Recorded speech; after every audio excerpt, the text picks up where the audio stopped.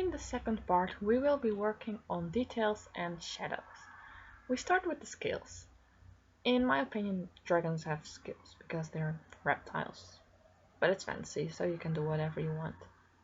I don't just cover like the whole body in scales, but I only draw the scales at points where there is neither a lot of light nor a lot of shadow.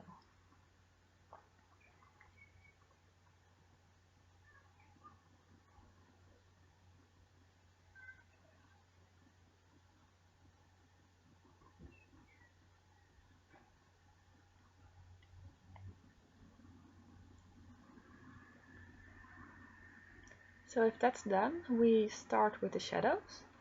Now I am drawing a form shadow inside the claw. There are two types of shadows, the form shadow and the cast shadow. A form shadow is the shadow caused by the side of an object being away from the light source. We don't really have a light source in this drawing, but let's pretend.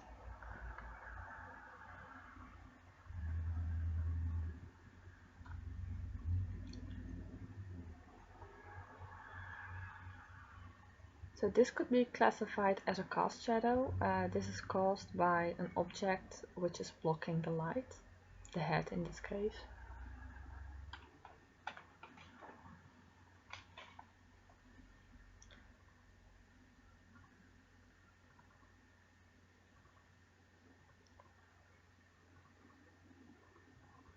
So the reason why we draw shadows is simply because they exist. Where light is shadow, and drawing them makes your drawing way more realistic. You define structures, depth, and in a scene it just makes a whole. It just makes sense.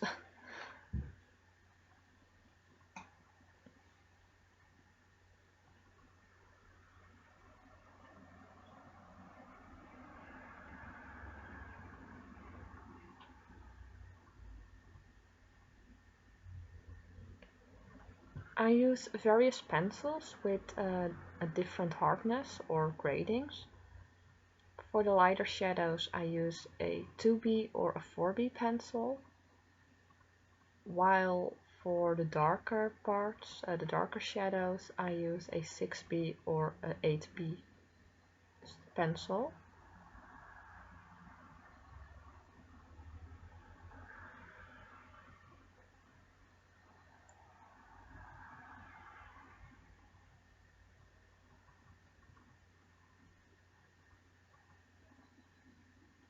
So this actually means like the higher the number in B, the softer the pencil is. It is best to start with the lighter pencil and then after that go in with a darker pencil to prevent any unwanted darkness. However, if you're really sure that a part will be super dark, you don't have to start with 2B and then draw over it with 4B, 6B and end up with 8B. You can just go right in with 6B and maybe later 8B.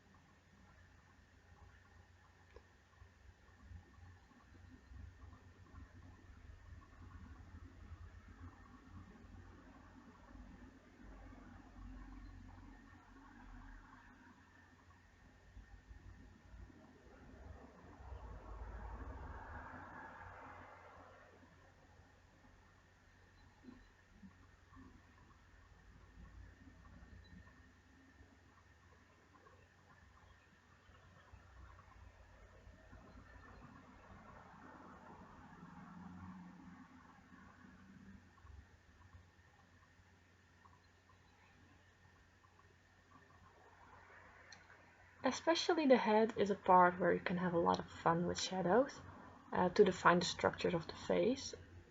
However, these structures are often kind of delicate or small, and you don't want to have too heavy shadows on that. So here it's really important to start like with a lighter pencil and build it up.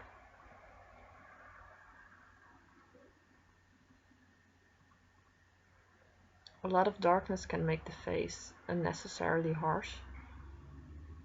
So yeah, watch out with that. It's hard to correct.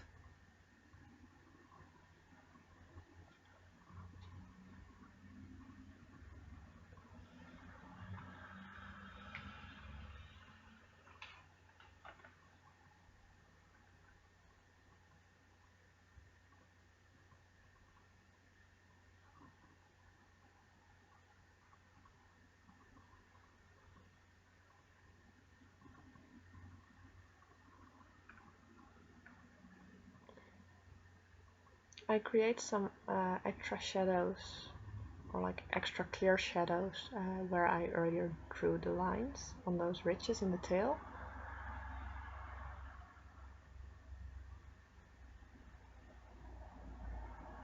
And I really like how the 3D form, yeah, the 3D is forming.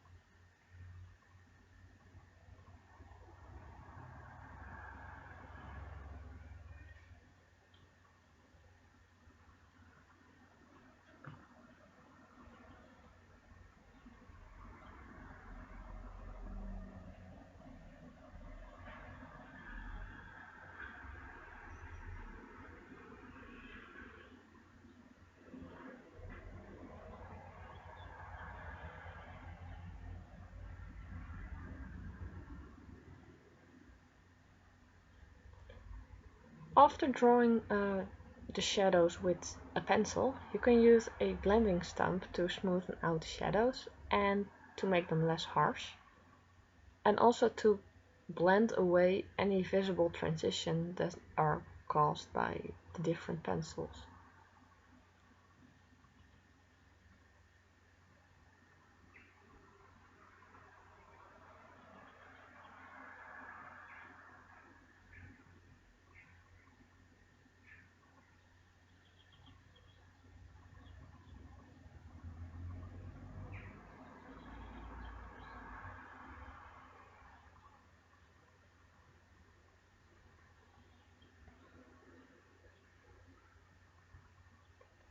When lines get too light or too smudgy, you can simply use a pencil again to correct this.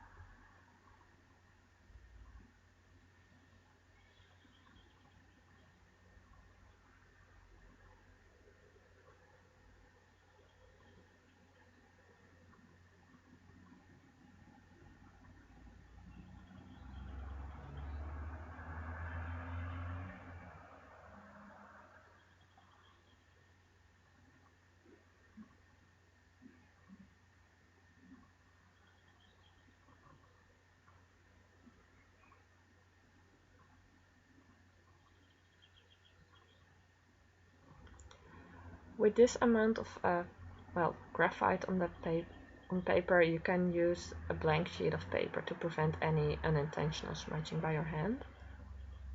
Just make sure you don't secretly move the blank sheet, otherwise you will still smudge.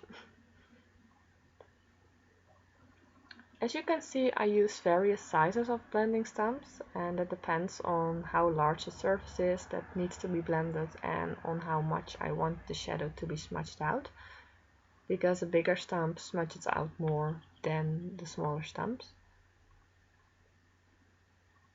And you also don't want like the big stump for the nails or the eyes, for instance.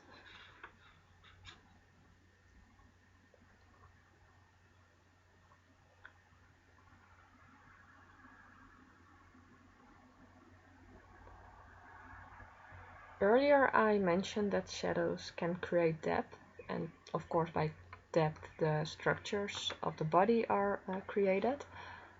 However, you can very well see that like the parts of the body that are further away, like the tail, are darker than the parts of the body that are close by. For instance, the neck, the chest, and the face.